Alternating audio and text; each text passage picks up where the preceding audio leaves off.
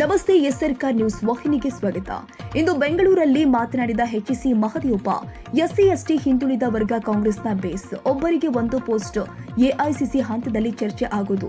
ಇನ್ನು ಪ್ರಿಯಾಂಕಾ ಖರ್ಗೆ ತಪ್ಪೇ ಮಾಡಿಲ್ಲ, ಅವರ ವಿರುದ್ಧ ಸಾಕ್ಷಿ ಪುರಾವೆ ಇಲ್ಲ, ಆದರೂ ಪ್ರತಿಭಟನೆ ಮಾಡೋಕೆ ಹೋಗ್ತಾರೆ ಎಂದಿದ್ದಾರೆ.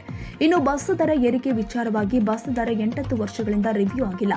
ಬೇರೆ ರಾಜ್ಯಗಳಿಗೆ ಹೋಲಿಕೆ ಮಾಡಿದ್ರೆ ನಮ್ಮಲ್ಲಿ ಕಡಿಮೆ ಇದೆ. ಹಾಲಿನ ದರ ಹೆಚ್ಚಳ ರೈತರಿಗೆ ಒಳ್ಳೆಯದಾಗುತ್ತೆ.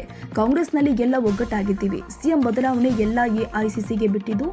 ನಮಗೆ ಈಗ ಸಿದ್ದರಾಮಯ್ಯ ಸಿಎಂ ಜಾತಿ ಗಣತಿ ವಿಚಾರದಲ್ಲಿ ಮೀನಮೇಷವಿಲ್ಲ. ಕ್ಯಾಬಿನೆಟ್ ಇನ್ನು 3.5 ವರ್ಷ ಇದೆ. 13ಕ್ಕೆ ಚಾಮರಾಜನಗರದಲ್ಲಿ ಕ್ಯಾಬಿನೆಟ್ ಎಂದು ಸಚಿವ ಎಚ್ಸಿ ಮಹದೇವಪ್ಪ ಹೇಳಿಕೆ ಕೊಟ್ಟಿದ್ದಾರೆ.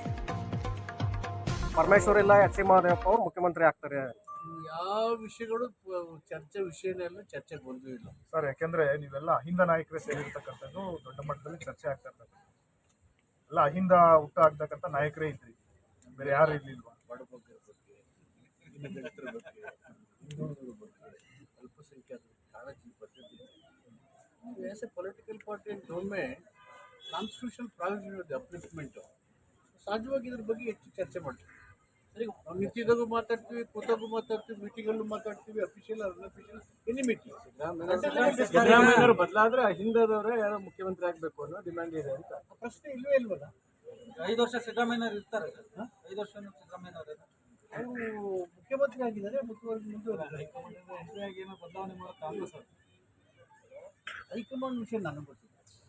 But Siddaramaiah chief minister in continue chief minister. 5 ವರ್ಷ ನೀವು ಸಿದ್ದರಾಮಯ್ಯನವ್ರ ಬೆಂಬಲಕ್ಕೆ ಇರ್ತೀರಿ. ಪದೇ ಪದೇ ಅದನ್ನೇ ಕೇಳ್ತಿರೋದು.